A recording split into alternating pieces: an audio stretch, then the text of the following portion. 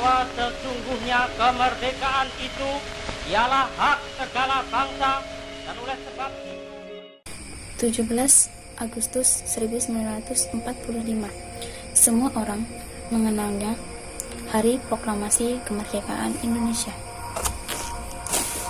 Di balik hari bersejarah tersebut ada satu sosok proklamator masyhur yang punya peran penting bagi peristiwa itu dan sejarah Indonesia secara keseluruhan.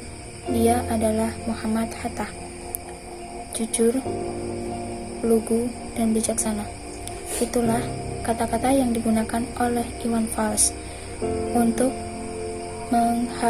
menggambarkan sosoknya. Di luar itu sebenarnya ada banyak kiprah Hatta menorehkan tinta emas dalam sejarah tanah air. Lalu, bagaimana jejak sang proklamator tersebut?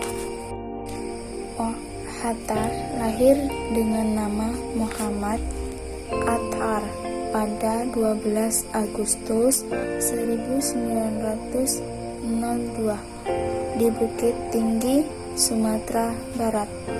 Keluarganya memiliki latar belakang religius yang cukup kental, di mana kakeknya adalah ulama terhormat di Batu Hampar.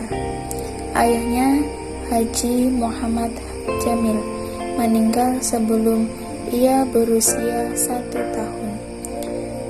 Dia dibesarkan dengan keluarganya, ibunya, yaitu Siti Solehah. Muhammad tertarik dengan dunia politik. Ia banyak membaca surat kabar yang meliputi politik dan perdebatan di dalam Volksstaat.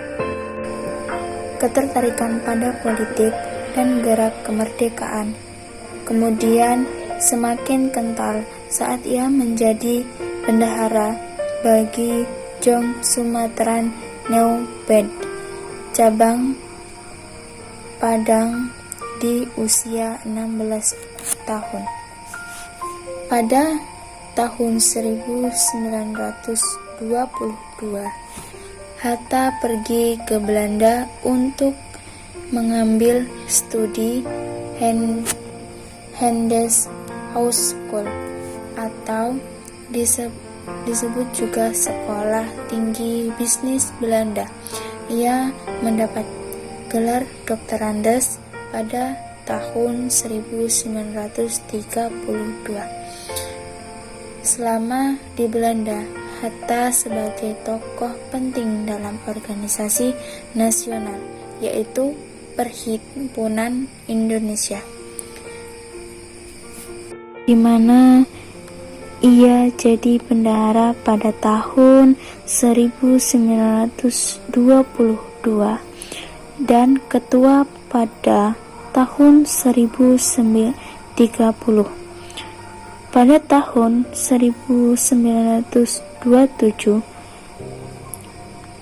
ia ditahan oleh Belanda bersama 4 aktivis Perhimpunan Indonesia lainnya.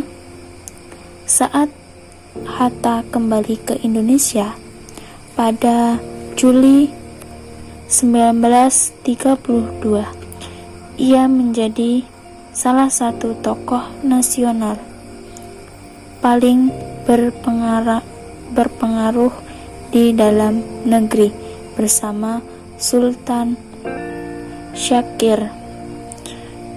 Ia menggerakkan pendidikan nasional Indonesia. Sayangnya, sikap Belanda di Indonesia ternyata lebih keras ketimbang di negeri asalnya.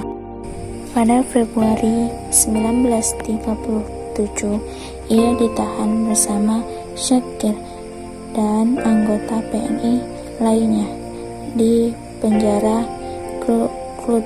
Ia dibuang ke Tanah Merah, Bovendigel, tanpa proses pengadilan. pada tahun 1936, di mana ia bertemu dengan dua tokoh lain, yaitu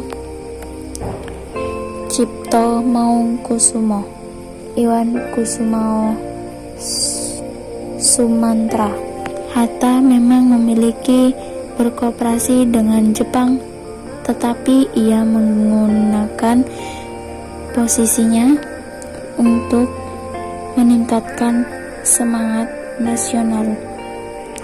Dengan kemerdekaan sebagai tujuannya, Muhammad Hatta menjadi wakil ketua BPUPKI dan PPKI. Hatta dan Soekarno tampil sebagai pemimpin utama gerakan tersebut. Akhirnya pada tahun 17 Agustus 1945, ia menjadi salah satu proklamasi kemerdekaan Indonesia.